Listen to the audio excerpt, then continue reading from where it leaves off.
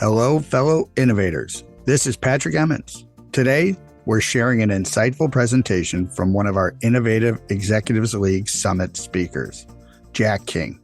If you're unfamiliar with the Innovative Executives League, it's an invite-only community of innovators, entrepreneurs, and intrapreneurs with a growth mindset and a passion for innovation.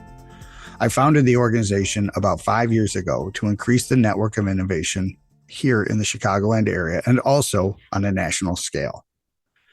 At the November Summit, Jack spoke to the audience about creating an effective innovation culture and leveraging disruptive technologies through VR and AR.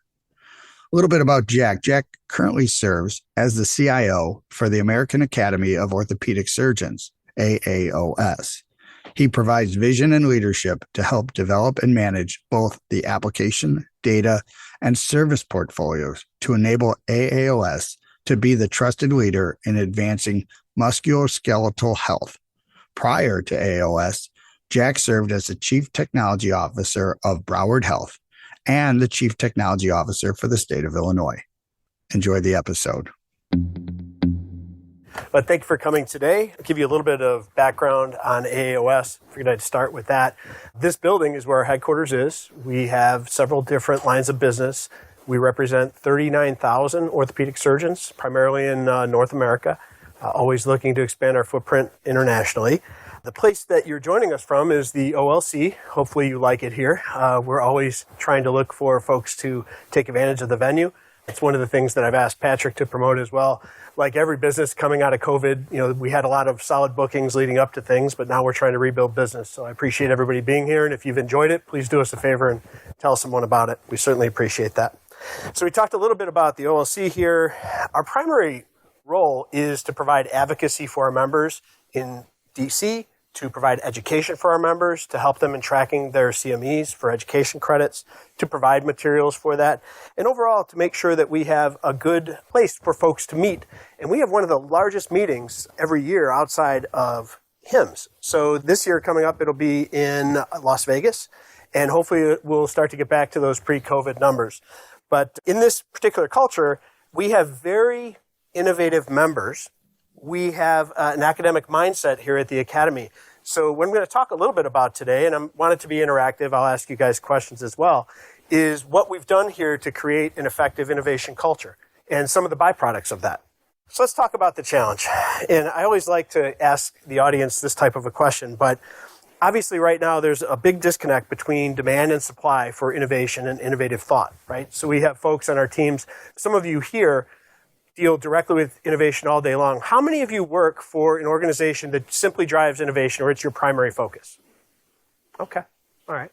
And then how many of you work with an organization that's still kind of wrestling with innovation, maybe does some of it both internal or does some of it external?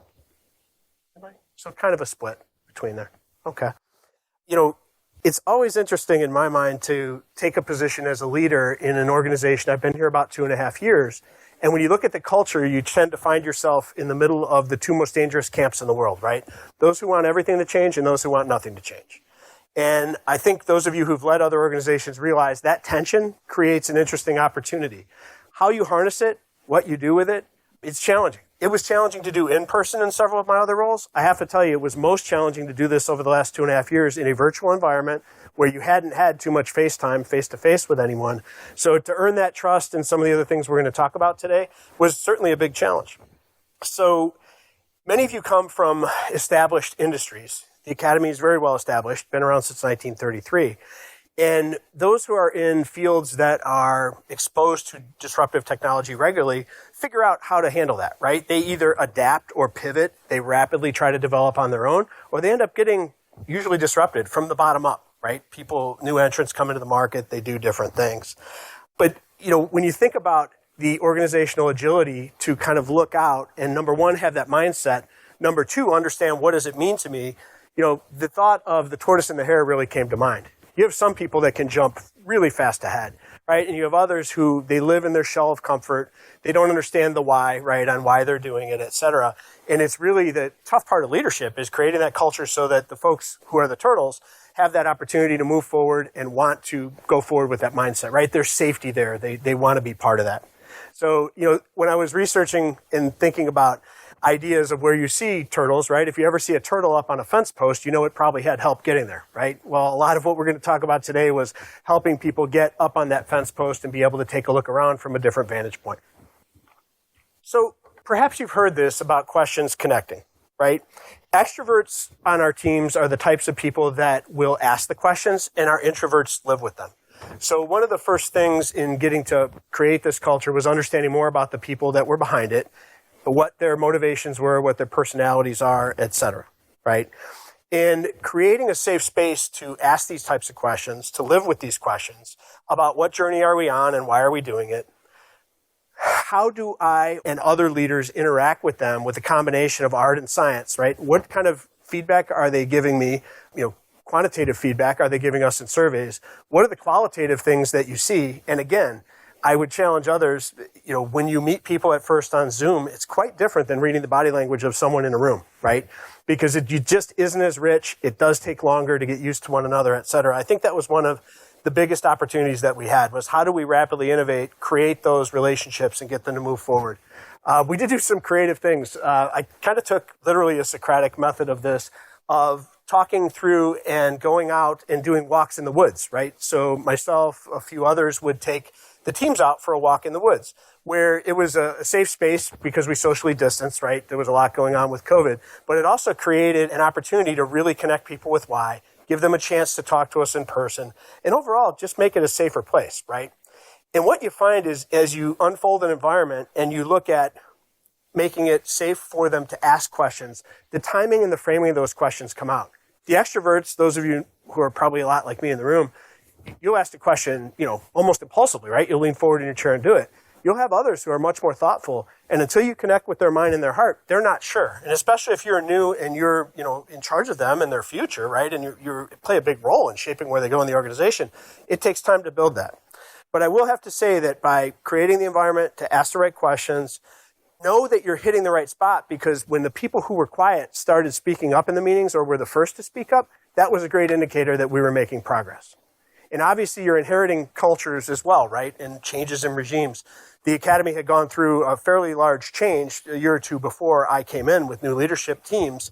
And it was evident that there was change, right? Change in the old guard, change in the new guard. There was trust, there was turnover. There was a lot of different things that were going on at that time. So you had to not only overcome this dynamic here, but the larger cultural dynamic of what you've inherited, right, from that standpoint.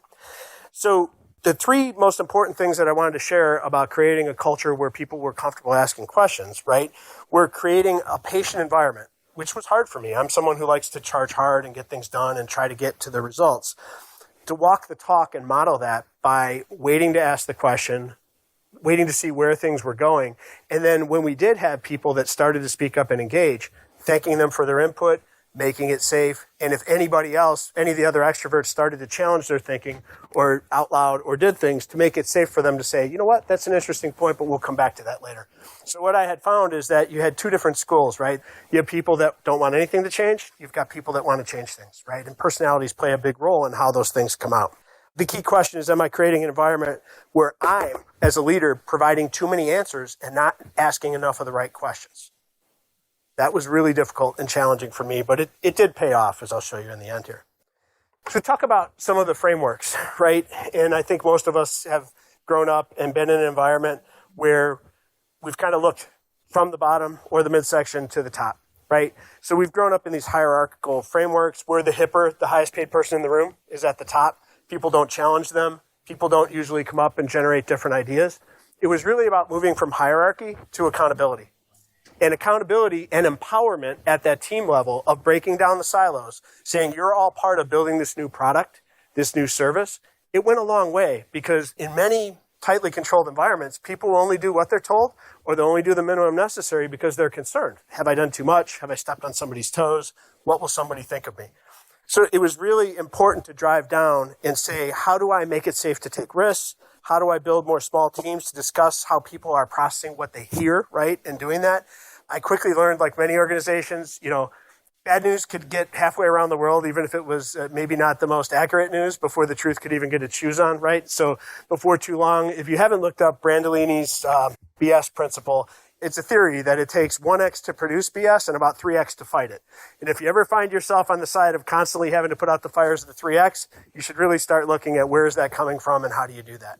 So in a hierarchy, that back chain is always there, and being able to kind of subvert that by spreading things out and showing people a new reality was key for us. So talk a little bit about alignment and autonomy, right?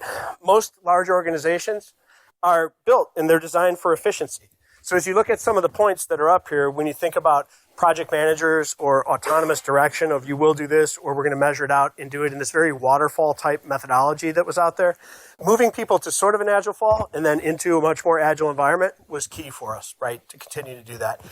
It had to create a new mindset. Remember, we're in an environment serving 39,000 members who are surgeons, and we love them to death, and they're perfectionists, thank God, right, when you're doing a procedure. But when it comes to developing software, when it comes to changing culture, when it comes to some of these softer pieces, if you're able to release 9/10 of a product and it's good enough, let's focus on getting it good enough, getting it out there and adding value for people, not missing it by 1/10, right? So what you start to notice is people tend to say all or nothing. It's 100% or it's not good. So getting people to be comfortable with the fact that 90% is good enough, and why not go faster, right? And think about it agile. So a couple of other things. Trust, much greater than control, avoiding the matrix, getting people plugged into the mission. This was the key.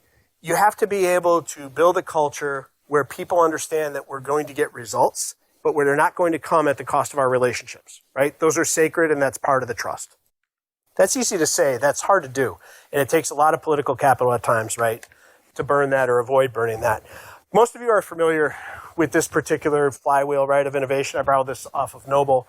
And our organization wasn't too different than others in that we spent a good deal of time on Explore. Where things tended to get gummed up was at scale, right? How many people here have seen that before? You can have a great idea, but if it fails to scale, it doesn't get anywhere, right? It doesn't change things. It doesn't do that.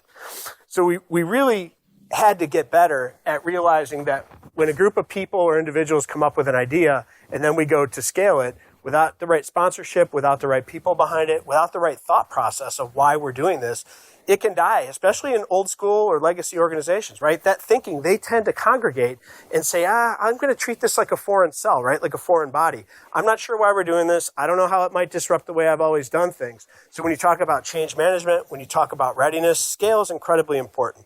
There are so many good ideas that die off on the scaling path. It's incredible. So from that standpoint, we really embraced innovation. It led to some new ideas. And even at a place like ourselves that was legacy and thinking with a lot of change going on, we were able to launch our new digital front door, right? This was and is a new innovation for the Academy where we're in the members' pocket.